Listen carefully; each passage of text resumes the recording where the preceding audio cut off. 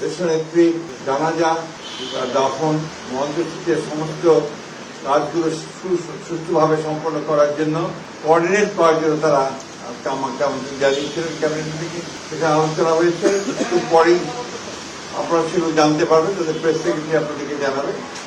প্রধান উপদেষ্টা তিনি বোধহয় একটা জাতির উদ্দেশ্যে ভাষণ দেবেন, আপনারা তাদের কাছ থেকে সবকিছু জানতে পারবেন, যেহেতু তাদের মিটিং তারাই জানাবেন, সেটাই ভালো হবে। আমাদের বিষয়গুলো আমরা আপনাদেরকে সকালে জানিয়েছি। আর আমাদের 12:30টার সময় আমাদের প্ল্যানিং কমিটির একটা মিটিং আছে বিএনপির। সেই মিটিংয়ে আমাদের সমস্ত সিদ্ধান্তগুলো চূড়ান্ত করে আমরা আপনাদেরকে আবারও জানাবো, টাইম টু টাইম জানতে থাকবো।